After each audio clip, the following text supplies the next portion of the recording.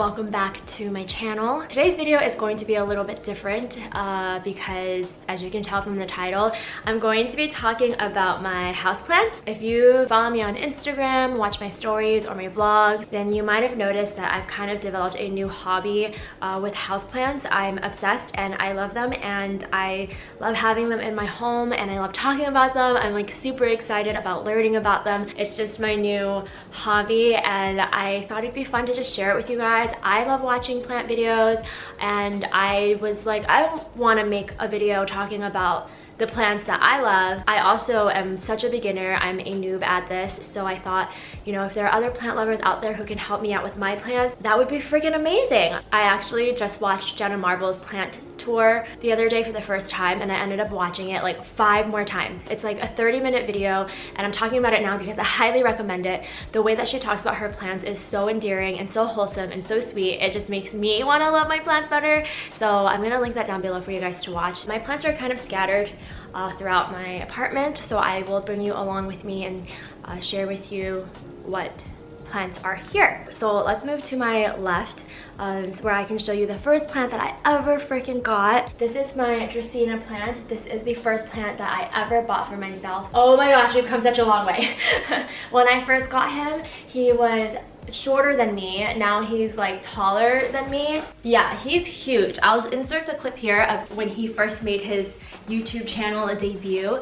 He's so freaking pretty and beautiful. A subscriber actually helped me name him Spike because at the time he just had this one little spike sticking out at the top. He was fairly easy to take care of, obviously, and he's grown so freaking much. He was kind of starting to lean a little bit, so I had to put in this vertical, obviously, a stick in there to help him grow up straight. I've repotted him once, and I'm really sad because he actually has fungus gnats right now, and I think I have the problem of overwatering. It's so weird because I haven't changed how much I water him, even though he's grown to be so much bigger, but somehow I got fungus gnats. Fungus gnats are like, they look like fruit flies, but they live in the soil. They kind of like fly around it. They are so freaking annoying, and I've been trying to do like home remedies for getting rid of them. I think maybe they came in from the potting soil, maybe, or I don't know if they got in some other way and then I overwatered it. So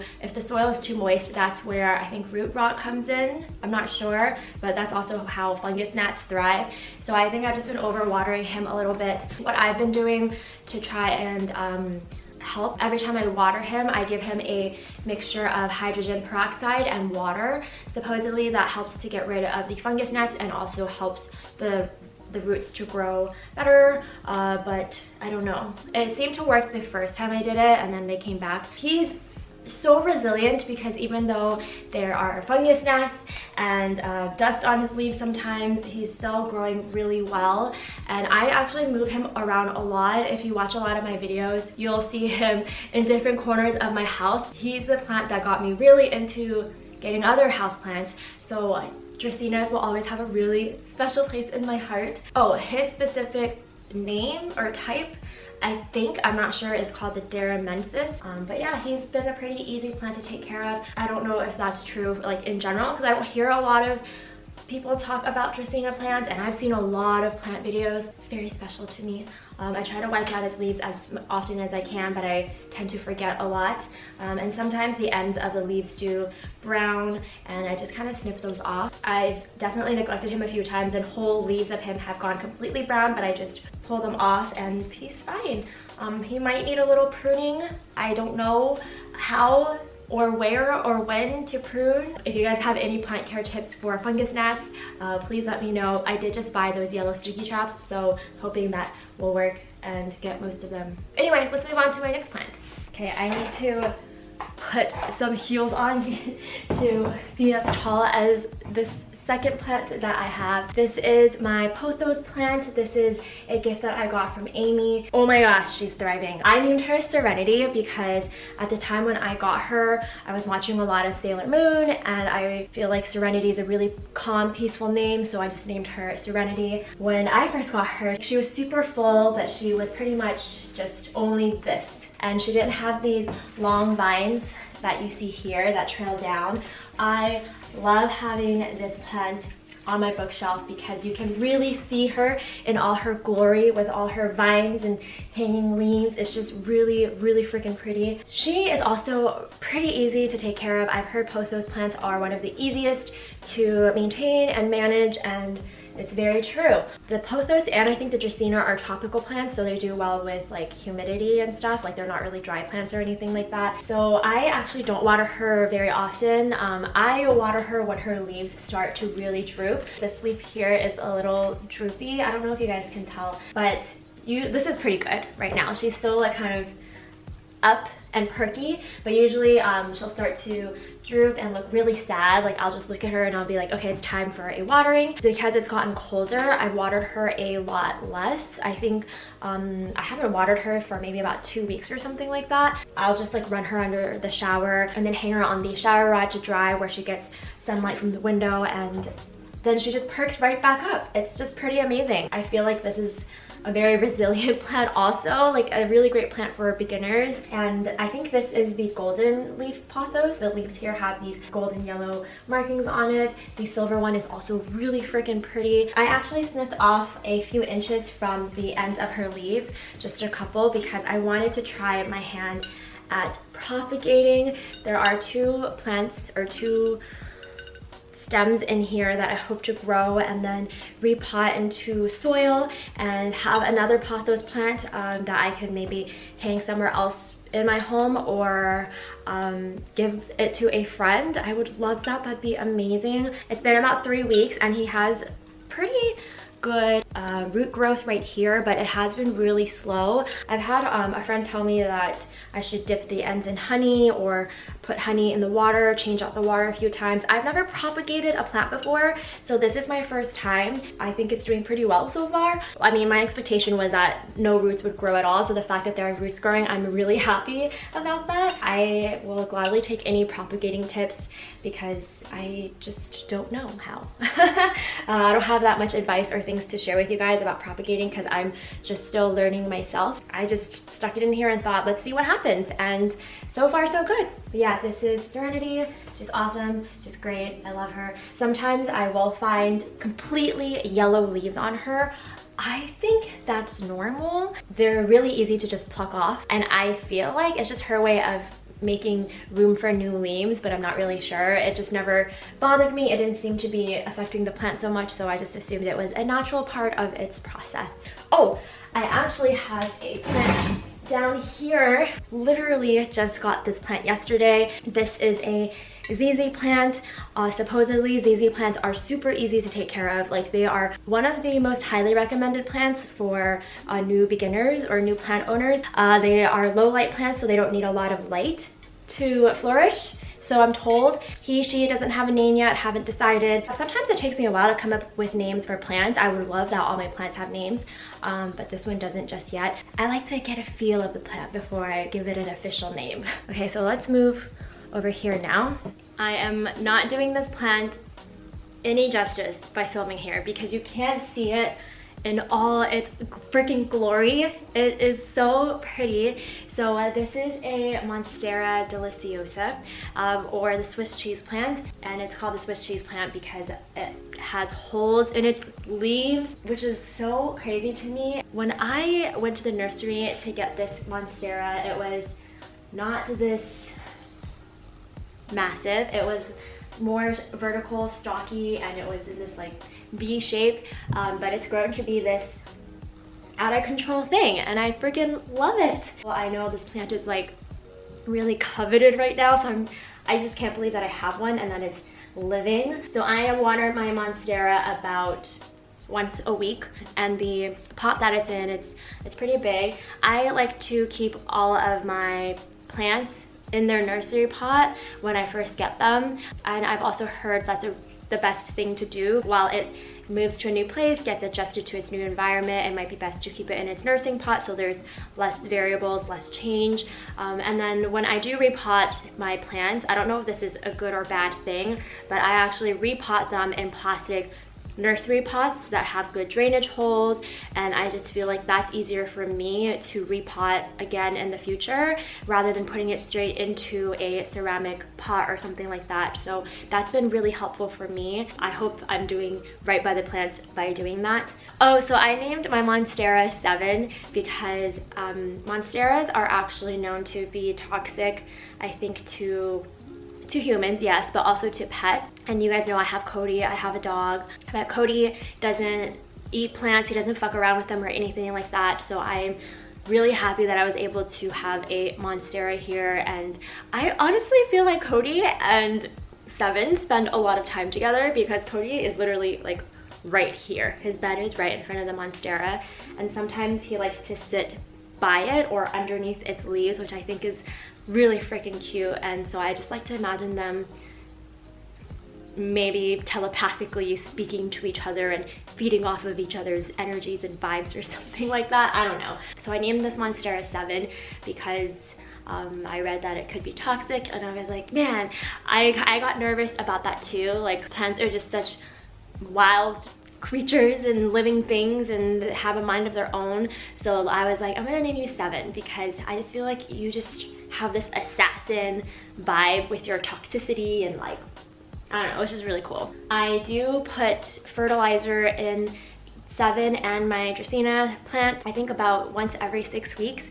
I went to the nursery and they recommended these fertilizer sticks. So you just stick them into the soil and put water over them, and then ever since I started doing that, 7 has been really thriving, and so has Spike, the dracena plant, as you guys have seen with the monstera. And with most plants, I think you do have to rotate it every couple of weeks so that it grows more evenly. I think before I didn't know that, so I just had it propped up in its same position, and it just grew straight and leaned towards the sun, which makes a lot of sense. So I've just started rotating it every now and then so that it grows full and lush. I also missed this guy every so often. I try to dust off its leaves. I don't know how he's thriving. I was so worried I was going to kill this plant when I got it. Monsteras are not cheap. It's also really hard, from what I hear, to find a good monstera plant. I have this nursery that I go to out here in the 626. I will link it down below. But they have such an amazing selection. Having plants as a hobby is it's really rewarding, but it can get quite pricey because each of these pots are also really expensive. So all of my plants are pretty much in the same white ceramic pot. This pot was definitely over like $20. I feel like it was closer to 30 or 40 bucks, and it hurt me when I got this plant. So I'm really happy that it's thriving in this home. He's just grown to be so ginormous.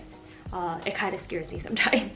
Like, he's just so big, but I love you, you're great. While I'm sitting here, I thought I might as well show you some air plants that I just picked up recently. Pretty simple, straightforward, no soil, you just keep them like this. I got these 2 guys at the Rose Bowl. I don't even know their names, but I thought they were so freaking pretty.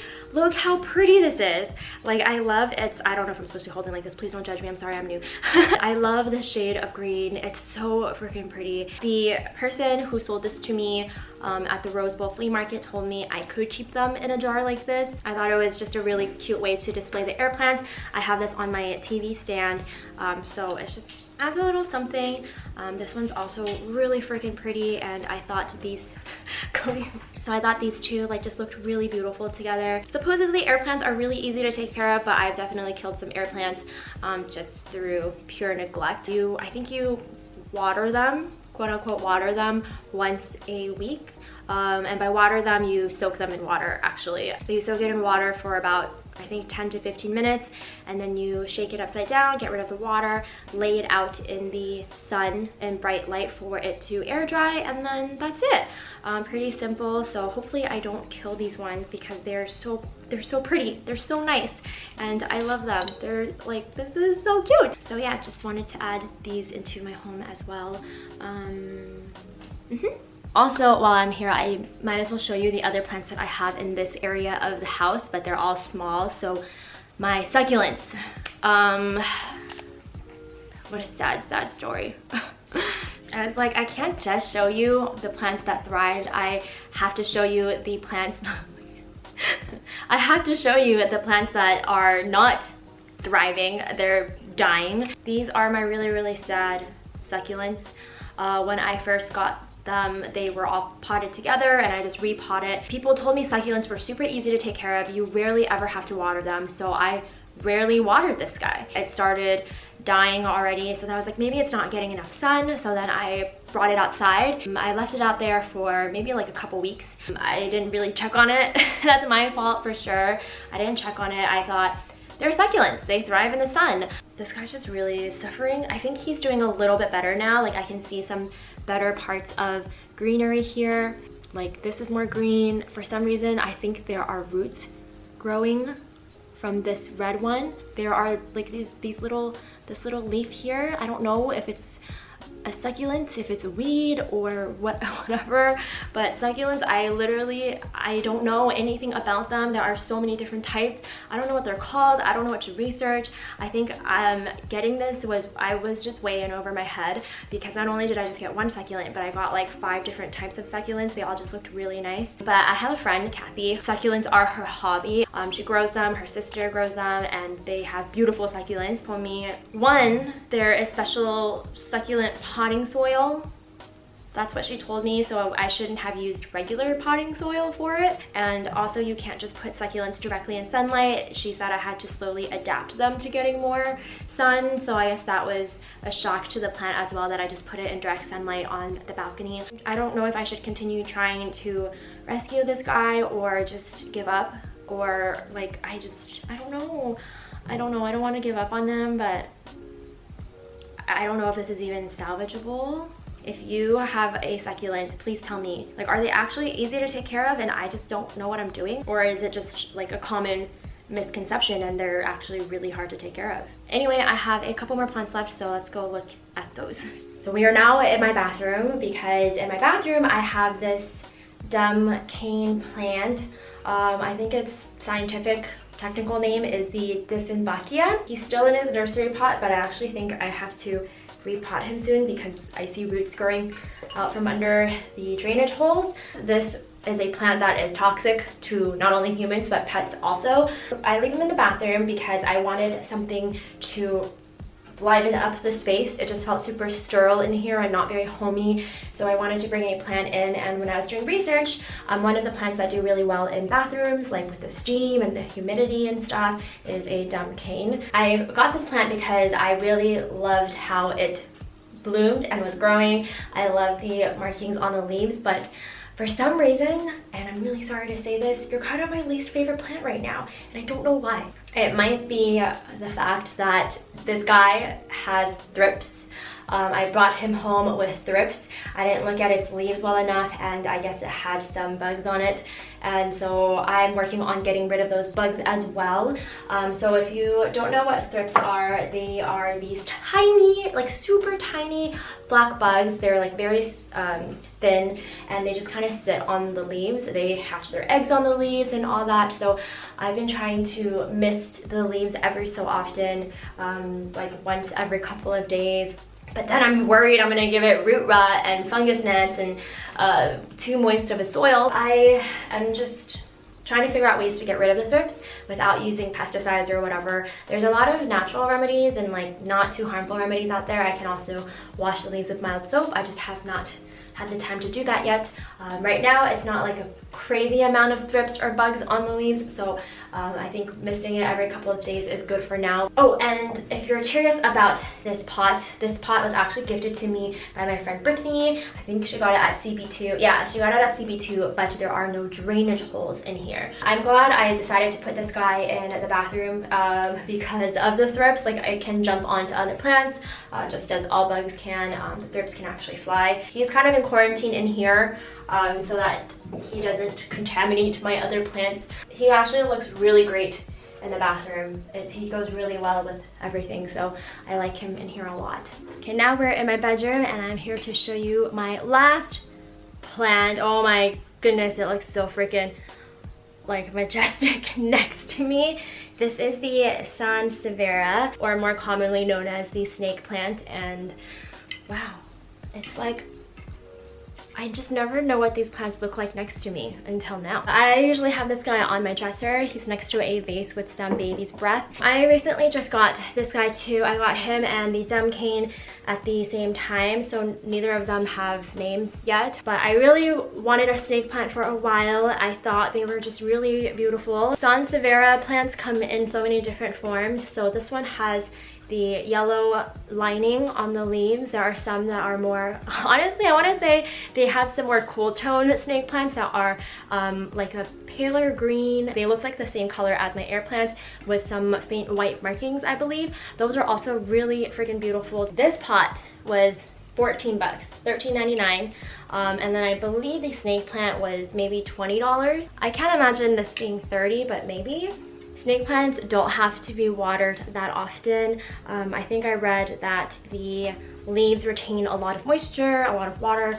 I'm still trying to figure out a water cadence for this guy and the Dem cane. I'm not really sure how often to water them yet. Yeah, I should probably get a moisture meter. If you guys haven't heard of those yet, a moisture meter is like this little rectangle thing that has a long rod. You stick it in the soil and it tells you if it's moist, if it's dry, if it needs watering. I don't really want to stick my finger in the soil. Some people do that, and then if there's dirt stuck on it, then it's probably still moist. I think after finding fungus gnats in my dracena, I just don't really want to stick my finger in that because a lot of the larvae, a lot of the eggs, this is probably really gross, is in that first layer of soil. I really wanted the snake plant in my bedroom specifically because I've learned that they are very good air purifiers, and I have pretty bad allergies in the springtime and to dust, so I wanted to put this in my bedroom to hopefully help me breathe better when I'm sleeping. I really don't know that much. I'm still learning. I'm still